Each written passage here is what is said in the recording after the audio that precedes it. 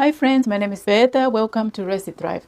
So I was on the internet the other day looking at the cost of living statistics. I just wanted to see if we're out of the woods yet. And I was looking at the inflation graph and I can see that things have started to improve. The inflation graph is no longer going up. It's starting to go down. And also I was looking at the policies that have been proposed by the new Labour government. And some of these policies in terms of improving the economy, putting more money in our pockets, the policies are looking promising. Although some people are skeptical, personally, I wouldn't blame them given how things have been in the last couple of years or so. Things are still tough and we are not out of the woods yet. And even if things are improving, even if the government were to put extra money in our pockets, it is still a good idea to save every penny, which is why in this video, I'm going to share with you my money saving tips, how I managed to beat the cost of living crisis. So I'm inviting you to take a glimpse into my life as I demonstrate how I'm able to save those pennies, those all important pennies on my next salary, on a day-to-day basis, weekly basis, monthly basis. So let's get started. So my first strategy for beating the cost of living crisis is to plan and prepare meals. One way I reduce my monthly food expenses is to plan and prepare meals at home. By sitting down to look at my inventory, creating a list of items I need, creating a weekly meal plan, and cooking at home, I'm better able to avoid impulse buying when I go to the supermarket. I am guilty of that. If I don't make a list, if I don't plan in advance, things tend to go horribly wrong. So I make sure that I have a plan, a clear plan before I go to the supermarket. And when I go to the supermarket, I only buy what I actually need. And this prevents me from overspending on unnecessary items and reduces food waste as well. Because when I buy things I don't need or things I don't want, quite frankly, then the danger is I end up throwing that food in the bin. And to be honest, it's unethical if you ask me, because there are people who are starving as well out there.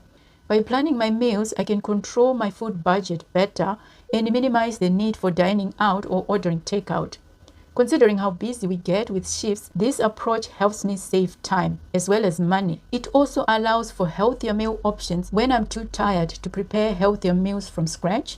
By sticking to my list, I can focus on purchasing essential items and avoid indulging in expensive and unhealthy impulse purchases. So in summary, creating a meal plan and sticking to it and following a grocery list can contribute to a more mindful and budget-friendly shopping. So this is the first way that I save money and beat the cost of living crisis.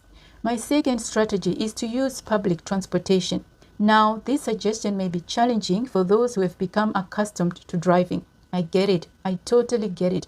Driving can be convenient, but when my car broke down, I decided not to drive for a few months, opting for public transport instead. I saved a lot of money. I saved on fuel, maintenance costs, and expenses such as MOT, car insurance, road tax, and so on. So if you're looking to save, consider public transport and invest in things like weekly passes, monthly, quarterly, or yearly passes for additional savings. Which brings me to the sponsor of this video, Trip.com. Trip.com is the go-to place for cheap train tickets in the UK. Trip.com is an essential, fun, and easy-to-use app for traveling. With Trip.com, you can split tickets to get the cheapest train tickets without booking fees. Railcards can save more money. Currently, the offer is 5% off for all train tickets. Use code SAVE34 for 34% off Railcard, UK Extra 5 for 5% off UK train tickets, and EU code FUNTRIP for 5% off EU train tickets. Multiple currencies are accepted and payments are made securely using the latest products highlight standards in the industry. There's no upper limit for the discount on train tickets, no credit card fees, and convenient payment options are available. So save up to 95% on your train ticket by using split tickets on your next journey. My next money saving strategy is price comparison when shopping for essential goods. When planning to make important purchases, it's a good idea to compare prices at various physical stores and online shops as well. For instance, if you're buying groceries, compare prices at different supermarkets or consider using price comparison websites such as Money Supermarket, Confused.com, and Money Saving Expert. These are just a few of them because there are lots and lots of comparison sites out there. I acknowledge that comparing prices and moving from one store to the next can be time consuming, but it can also be worth it, especially if you can save a considerable sum of money. I also like to check multiple retailers and online platforms for the best deals when I'm purchasing things such as electronics or household appliances. This can help you save money and make more informed purchasing decisions.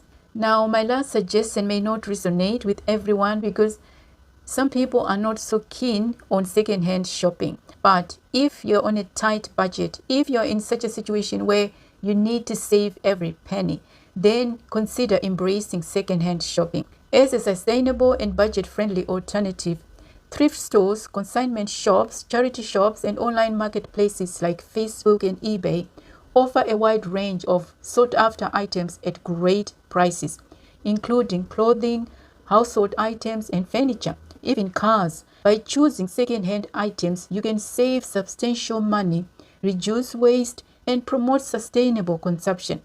Also, when you embrace charity shops and these online marketplaces, you might find unique and high-quality items that you wouldn't find elsewhere, especially in charity shops, because rich people often donate to this type of shops.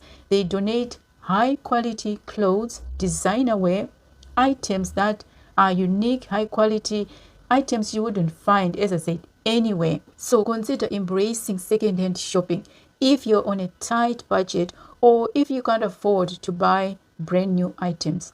Second-hand shopping not only saves you money, but also contributes to reducing the environmental impact of fast fashion and excessive consumerism. So there's also an ethical side to it, and you'll be doing your part towards making that all-important contribution. And before I wrap up this video, there's something that I want to add, something that I do to save money as a nurse working for the NHS. That is to use discounts. We have a lot of discounts as NHS staff, and I'm sure this applies to other staff members, other industries as well, not just for nurses, doctors, or NHS staff. So if you've got something like that at your disposal, if your company offers such discounts, there is no shame, there is no harm in utilizing those special discounts. I know sometimes it can be time consuming going through the process of registering, applying for special cards and so on, but it is absolutely worth it because by using my NHS discount in various shops such as the cinema, restaurants and so on, I've been able to save a ton of money. So there you have it, my money saving strategies to beat the cost of living crisis. I hope you found the tips that I had for you in this video useful. If you've got your own money saving strategies that you want to share with us, then by all means feel free to share with us in the comment section. I'll see you in the next video. Take care.